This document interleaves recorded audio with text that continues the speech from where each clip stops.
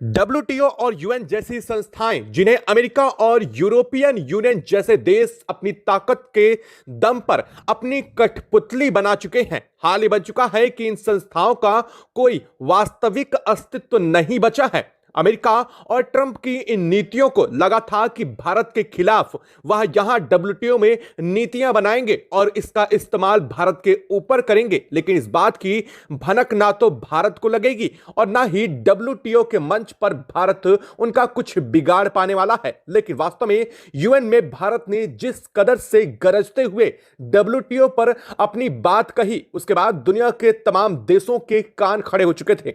जैसे ही भारत ने डब्ल्यूटीओ जैसी संस्था को दरकिनार करते हुए उससे हटने की बात कही, भारत ने साफ करते हुए कहा कि भारत अब डब्ल्यूटीओ जैसी ऐसी संस्था जो अब कुछ देशों के हाथ की कठपुतली बन चुकी है, उससे बाहर उसे छोड़ने जा रहा है। वैसे ही पूरा का पूरा यूएन गूंज उठा, पूरा का पूरा यूएन सन्न रह गया। ट्रंप को लगा कि उनकी पूरी की पूरी नीति भारत ने सिर्फ एक झटके में फेल कर दी, जैसे कि भारत ने कोई बहुत बड़ा गुनाह कर दिया हो। इसके साथ ही पूरी दुनिया में भारत को लेकर के यूएन में चर्चा शुरू हो गई। पूरी दुनिया के तमाम अलग अलग देशों ने भारत के इस फैसले को लेकर के अपनी गहरी चिंता व्यक्त करते हुए कहा कि भारत जिस तरह से डब्ल्यूटीओ को छोड़ने की बात कर रहा है, यानी कि बात साधारण तो नहीं रह चुकी है। भारत ने जैसे इस पर बात स्पष्टीकरण की, पूरी दुनिया सन्न रह गई। दुनिया के लगभग 70 से ज्यादा देशों ने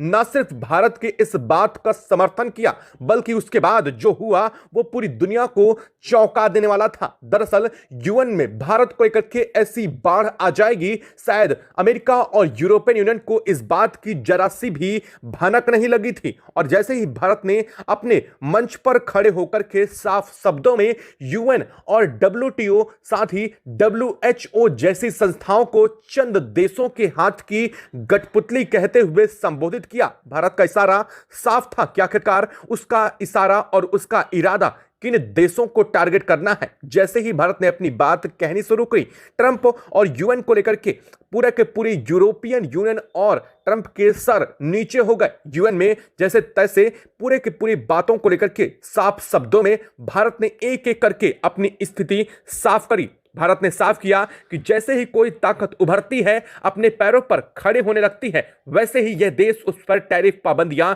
दबाव की राजनीति और उसे पीछे खींचने की कोशिश शुरू कर देते हैं। भारत पिछले कई सालों में उस मोड़ पर पहुंच चुका है कि अब उसकी ग्रोथ को कई देशों को चुभने लगी है। अमेरिका ने पहले ही यह खेल खेलना शुरू कर दिया और अब उसी लाइन पर मैक्सिको और साथ ही पूरा का पूरा यूरोपियन यूनियन चल दिया है। दोस्तों, मैक्सिको का नाम सुनते ही शायद कुछ लोगों को झटका लगा। कई लोगों इसे बहुत बड़ा प्लेयर नहीं मान रहे थे, लेकिन वास्तव में जैसे ही भारत ने इसको एक एक करके बताना शुरू किया, मैक्सिको ना सिर्फ आज नॉर्थ अमेरिका की सप्लाई चेन की रीढ़ की हड्डी बन चुका है, बल्कि पूरे के पूरे अमेरिका की आधी इंडस्ट्री सीधे या फिर बिना सीधे यानी कि इनडायरेक्टली या डायरेक्टली मैक्सिको पर डिपेंड करती है। और भारत भी अपना सबसे बड़ा कंसाइनमेंट डील है वो मैक्सिको के जरिए अमेरिका तक पहुंचाता है। जैसे ही भारत ने इस बात को लेकर के साफ कहा, तो इसको लेकर के लोगों ने बहुत बड़ा समर्थन देना शुरू कर दिया। भारत को लेकर के एक दो नहीं,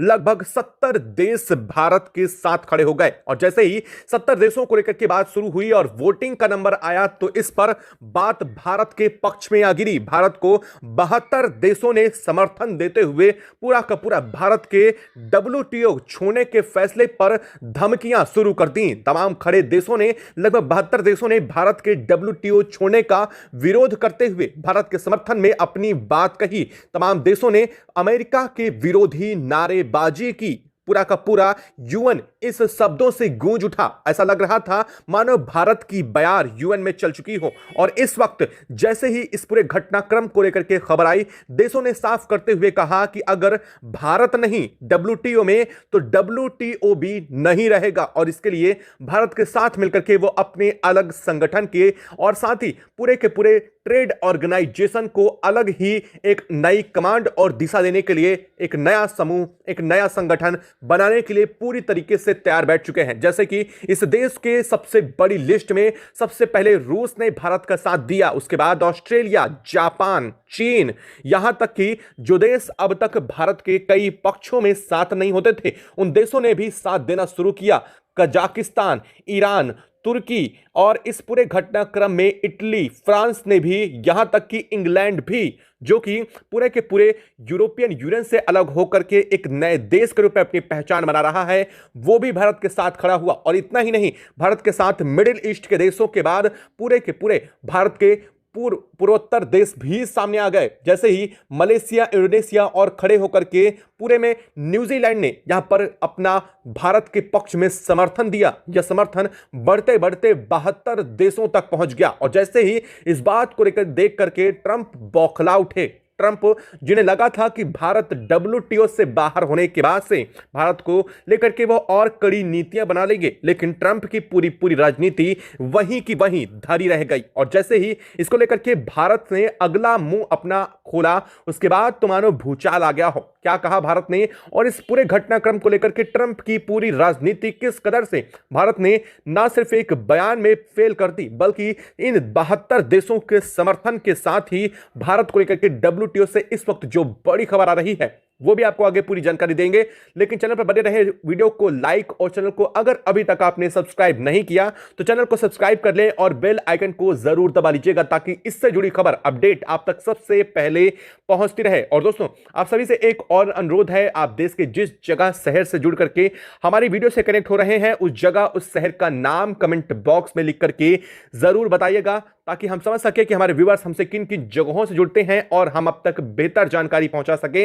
इसके लिए बेल आइकन को ऑल पर जरूर सेलेक्ट कर दीजिएगा। दोस्तों, भारत ने जैसे ही WTO के मंच से दहाड़ना शुरू किया, ना सिर्फ भारत ने अपनी बात रखी, बल्कि उन देशों की भी आंखें खोलने का काम किया जो देश अब तक ये मान रहे थे कि भारत WTO जैसे मंच को अपने फायदे के लिए इस्तेमाल करता है। दरअसल भारत ने साफ कहा कि यह चंद देशों के बीच कठपुतली बनकर के रह चुकी संस्था है। यह संस्था आज भारत जैसे, चीन जैसे और बड़े उन देशों के खिलाफ जो नियम बना रही है, ताकि उनकी अर्थव्यवस्था को ना सिर्फ कमर तोड़ी जा सके, बल्कि यूरोपियन यूनियन और ट्रंप जैसे देश साजिश यहां तक पड़ चुकी है कि वो उनकी अर्थव्यवस्था को बाउंड करने की कोशिश कर रहे हैं। भारत ने कहा है कि भारत के फैसले उसके फायदे के लिए और भारत अपने ट्रेड के लिए किसी भी समूह से तब बाहर हो सकता है जब वह समूह ना सिर्फ उसके लिए एक पैमाना बन जाए, बल्कि उसके लिए बंदिशें खड़ी करनी शुरू कर दे। और इस वक्त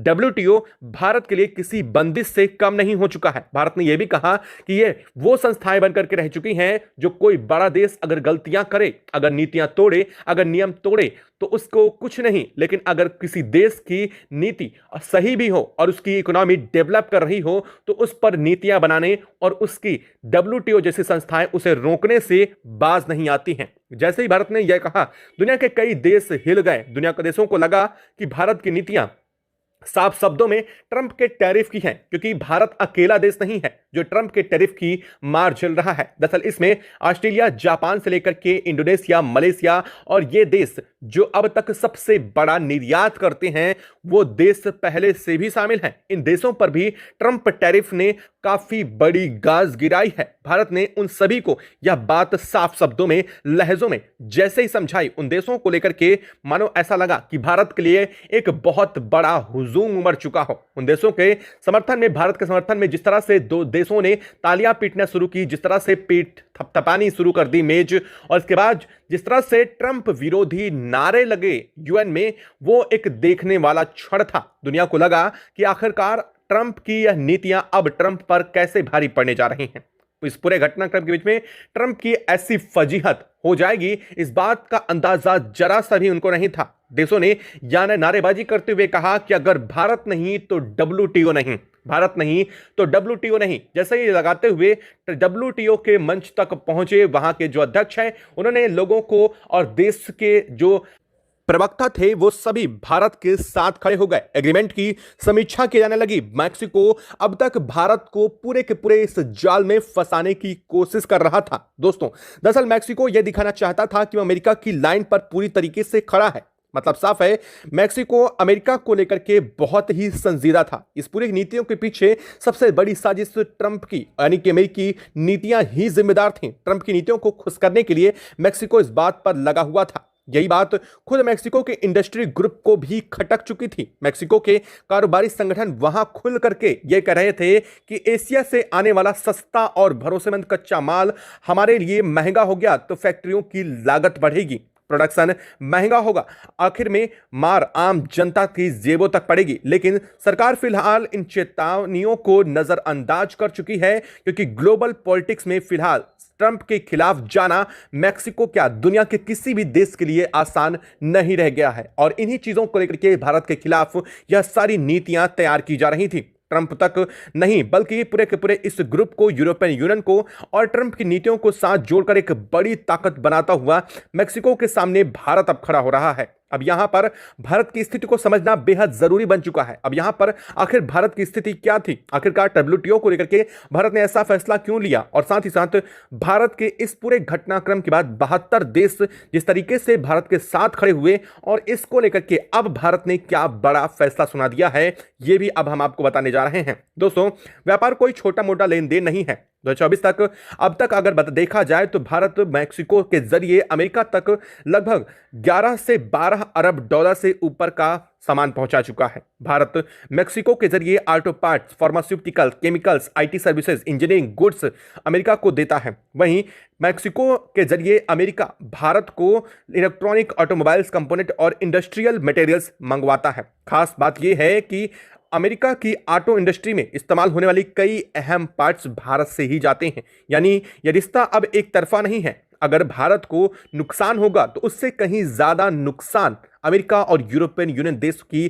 फैक्ट्रियों को होने जा रहा है। लेकिन फिलहाल जिस तरह से यह पूरी स्थितियां ये सभा में आ रही हैं, उस तरह से अमेरिका ये मान के चल रहा है कि इस वक्त नुकसान भारत को ज्यादा होने वाला है। अमेरिका को लगा था कि वो भारत के खिलाफ ऐसी नीतियां बनाएगा जिसमें एक तरफ तो अमेरिका को फायदा होगा, दूसरी तरफ भारत को पूरी दुनिया के सामने बदनाम करके उसे डब्ल्यूटीओ के देशों के जरिए ब्लॉक करवा दिया जाएगा। ये थी अमेरिका की पूरी प्लानिंग।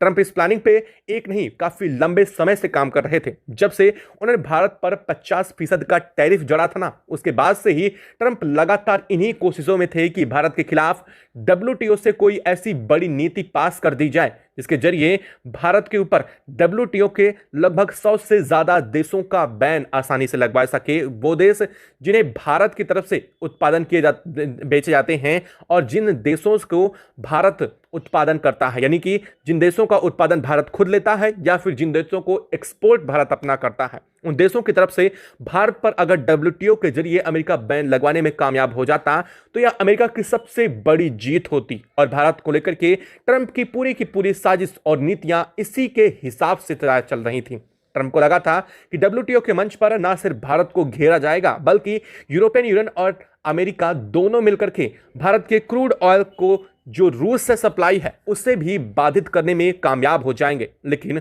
हुआ इसका उल्टा। भारत ने साफ करते हुए कहा कि ऐसे मंच की भारत को ना तो कभी जरूरत थी और ना ही कभी जरूरत तो होगी, जो ना सिर्फ उसकी ग्रोथ के लिए बैरियर बन जाएं बल्कि उसकी इकोनॉमिक को भी ब्लॉक करने की तैयारी चल रही हो। भारत ने ना सिर्फ डायरेक्टली नाम लिया बल्कि भारत ने यह भी कहा कि अब भारत की गाज उन देशों पर भी गिरेगी जो इसके पीछे जिम्मेदार हैं। भारत ने साफ शब्दों में कहा कि डब्ल्यूटीओ अब एक रिलायबल संस्था नहीं बची है। और जैसे ही भारत ने यह कहा, लगभग 72 देशों ने इस पूरे के पूरे बात पर भारत का समर्थन किया। उन देशों का यह कहना था कि अब ऐसी स्थिति आ चुकी है जब हमें भारत के साथ मिलकर के डब्ल्यूटीओ को छोड़कर एक अलग संस्था पर काम करना चाहिए। और इस संस्था में ना तो यूरोपियन यूनियन शामिल किया जाएगा और ना ही अमेरिका को शामिल किया जाएगा, बल्कि एक ऐसी जगह, एक ऐसा समूह, एक ऐसा संगठन तैयार किया जाएगा जहां पर भारत के खिलाफ काम करने वाले इस डब्ल्यूटीओ जैसे संस्थाओं को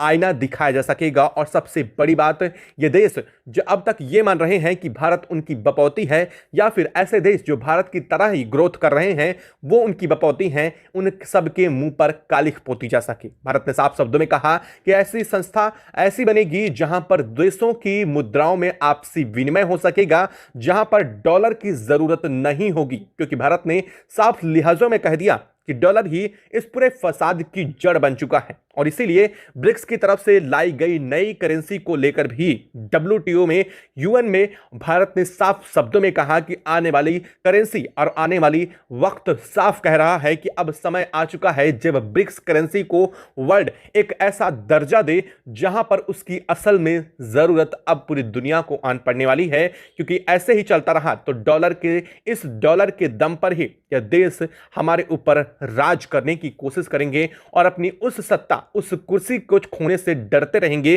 जिस पर वो काफी लंबे समय से कब्जा जमाए हुए हैं। जैसे भारत ने यह बात कही, मानो ऐसा लग रहा था कि डब्ल्यूटीओ को लेकर के पूरा का पूरा हुजूम उमड़ गया। आपको क्या लगा कि भारत ये कदम उठाते हुए बहुत सटीक आगे बढ़ रहा है, या भारत को ऐसे ही किसी एक समूह संगठन में अब एक नई जरूरत पैदा हो रही है जब भारत को किसी ताकत के साथ जुड़ना जरूरत नहीं बल्कि खुद एक ताकत बनने की जरूरत आन पड़ी है? क्या लगता है कमेंट बॉक्स में लिख करके जरूर बताइएगा। साथ ही वीडियो को लाइक और चैनल को अगर अभी तक सब्सक्राइब नहीं किया तो सब्सक्राइब कर ले और बेल आइकन को भी जरूर दबा लीजिएगा। जय हिंद दोस्तों।